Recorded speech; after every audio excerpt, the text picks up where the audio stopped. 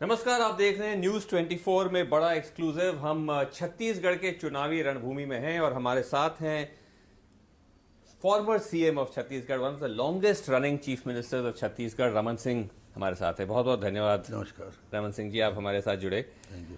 आप लड़ रहे हैं इस बार अपने सीट से, राजनांदगांव सीट से। ये एक तरह से आप मान के चलिए कि इलेक्शन में एक लास्ट मिनट ट्विस्ट था। आप उतरे, you came in to the picture fairly recently, तो उसके बारे में थोड़ा बताइए कि इतना लेट आपकी एंट्री क्यों हुई? आप इतने बड़े लीडर हैं, you're a big face of Chhattisgarh, why so let? नहीं, ऐसा कुछ था नहीं कि इलेक्शन के बारे में पार्टी का निर्णय और सभी प्रोसेस में चल रहे थे। अच्छा। और पहली लिस्ट जब निकली तो वो उन सूची पे तय किया गया जो लगातार चुनाव 3 बार हार रहे, 2 बार हार रहे थे। तो फर्स्ट फेज का निकल गया। हम लोगों के या जो दूसरे कॉन्स्टिट्यूंसी उसकी चर्चा बाद में हुई। मुझे तो पहले दिन से मैंने तय किया था कि पहले भी मेरा रहा है कि मेरे बारे में निर्णय पार्टी लेती है कि मुझे कहाँ से लड़ना है और कौन सा चुनाव लड़ना है। आपको आइडिया था कि आपको लड़वाएंगे इस बार? राजनांदगांव मेरी कॉन्स्टिट्यूंसी है, लगातार मैं वहाँ से विधानसभा में मुख्यमंत्री भी रहा, तो राजनांदगांव से मैं लड़ता रहा, जीतता रहा।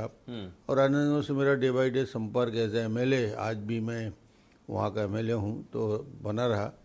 तो मेरे दिमाग में था कि मुझसे जब पूछा जाएगा कि कॉन्स्टिट्यूंसी कौन सा है, तो राजनांदगांव ही कॉन्स्टिट्यूंसी मेरे पास है। और तो ये प्रक्रिया का कोई ऐसी वो नहीं था कि लड़ना है कि नहीं लड़ना है। मुझे कहा पार्टी जो तय करेगी वो तय होगा। बट कुछ पहले से डिस्कशन चल रहा था पार्टी के साथ? नहीं, ऐसा कुछ चर्चा बातचीत नहीं हुई। तो सबसे पहले आपको कॉल या इशारा कब आया कि आपको? नहीं, हमारे यहाँ से नाम चले गए प्रपोजल छत्तीसगढ़ से, सर्वसम्मति से नाम चले गए, जो नाम बुलाए थे। उसके बाद कमेटी ने डिक्लेयर कर दिया। नहीं, बट रमन सिंह जी, आप तो वो प्रोसेस बता रहे हैं जो किसी ऑर्डिनरी या मतलब नॉर्मल जो एमएलए के सिलेक्शन में होता है, लेकिन आप कोई नॉर्मल एमएलए नहीं है। आप चीफ मिनिस्टर रह चुके हैं 3 टर्म्स।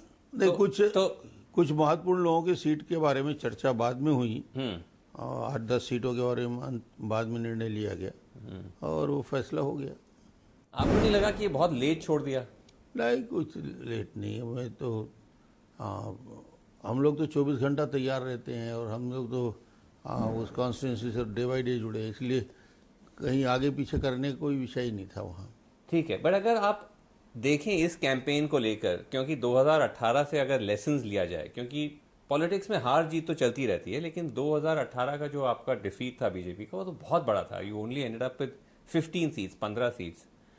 तो क्या उसमें से मेन आप लेसन निकालते कि वो हुआ क्या 2018 में कि इतना बड़ा डिफीट हुआ? देखिए, लगातार 15 साल सरकार में रहे, सत्ता में रहे, 15 साल सरकार चलाने का अनुभव हुआ। तो ये कहीं न कहीं जो लगातार हम पूरी टीम को जिता के ला रहे थे, तो एंटी इनकम्बेंसी स्थानीय स्तर में भी लोगों के प्रति थी। एंटी इनकम्बेंसी, वोटर फैटीग था, रहता है। जो बड़ा फैक्टर ऑफ कोर्स बताया जा रहा था कि कांग्रेस ने वो 600 quintals of bonus over MSP धान के लिए, पैडी के लिए अनाउंस किया था। एक विषय बोनस भी था।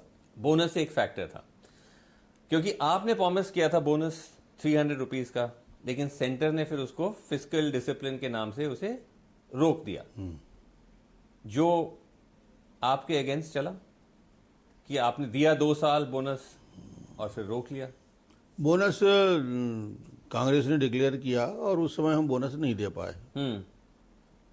आपको खासकर थोड़ा सा वो बुरा लगा, बिकॉज आप पीडीएस के एक तरह से किंग माने जाते थे। आपको चावल बाबा बुलाया जाता था। मैंने खुद आके आपके ऊपर एक आपके पीडीएस सिस्टम के बारे में पूरा डॉक्यूमेंट्री किया था। काफी बड़ी चर्चा हुई आपसे। नहीं, बट आई एम सेइंग उसके बावजूद पीडीएस, पैडी प्राइस पे इलेक्शन हारना, तो आपको नहीं लगा कि पार्टी की तरफ से गलती, सरकार ने गलती कर दी? बोनस के विषय में लोग सहमत नहीं हो पाए और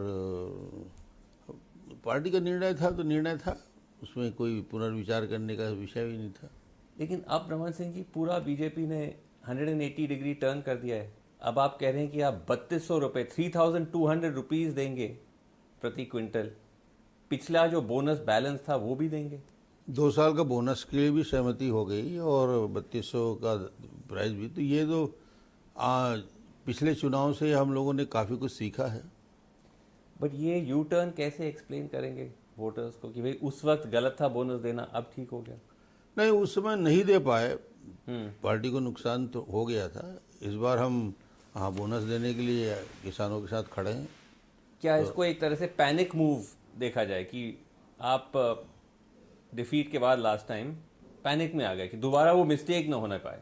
नहीं, किसानों के से जुड़ा हुआ विषय है, उसको करना हम सब ने कहा कि आवश्यक है। बट आपको नहीं लगता रमन सिंह जी कि लोगों में थोड़ा सा ट्रस्ट टूटा हुआ है इस वक्त? लोग अभी भी कहते हैं कि हम बीजेपी को बिलीव कैसे करें? पिछली बार भी बोनस का प्रॉमिस दिया था, बीच में रोक दिया, इस बार क्यों बिलीव करें? नहीं, बीजेपी पे ही लोग भरोसा करते हैं, क्योंकि बोनस की शुरुआत प्रोक्योरमेंट के सिस्टम हमने ही शुरू किया। धान खरीदी के सिस्टम तो भारतीय जनता पार्टी ने 5 लाख से शुरू करके 60 लाख मीट्रिक टन तक ले गए।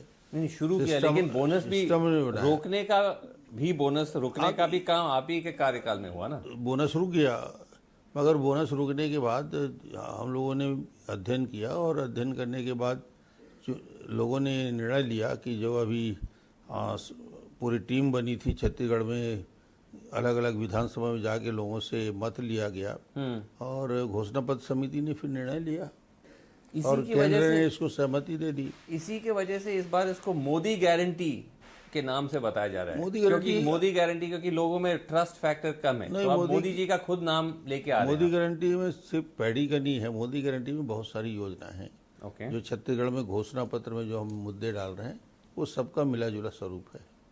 But Raman Singh ji, with all respect, ये तो एक स्टेट इलेक्शन है, तो इसमें मोदी जी की गारंटी का मायने, वो तो प्रधानमंत्री, देश के प्रधानमंत्री।